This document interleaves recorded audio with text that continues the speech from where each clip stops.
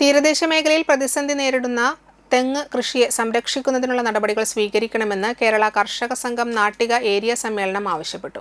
തീരദേശത്ത് തെങ്ങുകൾ കേടുവന്ന് നശിക്കുന്നത് വ്യാപകമായിരിക്കുകയാണ്. ഇതിന് ശാശ്വത പരിഹാരം കാണാൻ സർക്കാർ ഇടപെടണമെന്നും സമ്മേളനം പ്രമേയത്തിലൂടെ ആവശ്യപ്പെട്ടു. വലപ്പാട് ബീച്ച് കൊടിയമ്പുഴ ദേവസ്വം ഹാളിലെ KV രാമകൃഷ്ണൻ നഗറിൽ നടന്ന പ്രതിനിധി സമ്മേളനം കേരള കർഷക സംഘം സംസ്ഥാന joint secretary AC Moideen MLA ഉദ്ഘാടനം ചെയ്തു. കർഷക സംഘം ഏരിയ പ്രസിഡന്റ് PS ഷജിത്ത് അധ്യക്ഷനായി.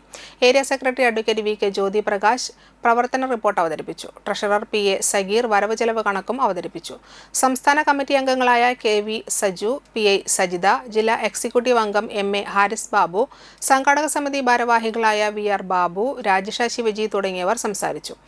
ഭാരവാഹികളായി PS Shajith president, advocate VK Jyothi Prakash secretary, Rajani Babu treasurer എന്നിവരെ തെരഞ്ഞെടുത്തു.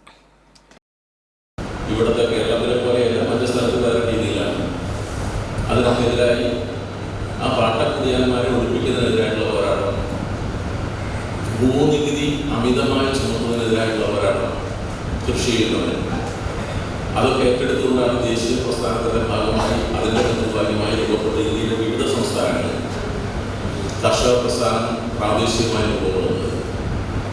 കേരളത്തിലും അങ്ങനെ ഒരു എടുത്തറിയുന്നു. കേരളത്തിൽ 56 മുമ്പ് തന്നെ കർഷക പ്രസ്ഥാനം കേരളത്തിൽ രൂപപ്പെടുന്നുണ്ട്. ഇവിടെ മലബാറിലെ കർഷക പ്രസ്ഥാനം ആ കാലത്തുണ്ടായതാണ്. എന്നുവെച്ചാൽ കേരളം വന്ന് ഐക്യ കേരളമായിട്ടല്ല, മലബാർ, കൊച്ചി, തിരുവിതാംകൂറുമായി ഇടക്കാലത്ത് പിന്നെ തിരുവച്ചിയുമൊക്കെയായി നമ്മുടെ സംസ്ഥാനത്തിൻ്റെ ഘടനാ രീതിയിലുള്ളതായിരുന്നു നിങ്ങൾക്കറിയാം.